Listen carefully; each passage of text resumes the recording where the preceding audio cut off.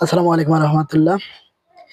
জি, একটা তদবির লিখলাম। এটা হলো উনি কাজের স্থানে গেলেই ওনার যে স্থান ওই কর্মস্থানে গেলে উনি আস্তে অসুস্থ হয়ে পড়ে, আবার ওখান থেকে ফিরে আসলে সুস্থ হয়ে যায়। যখনই যাবে তখনই অসুস্থ হয়ে পড়বে।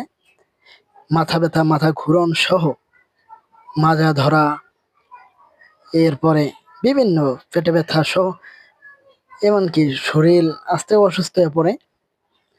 হ্যাঁ, যে কোনো এক এক অসুস্থতার একটি হয় তার, এক এক দিনে এক এক রকম অসুস্থতা হয়। এই জন্য তাকে এই তদবিরগুলা করলাম ইনশাআল্লাহ।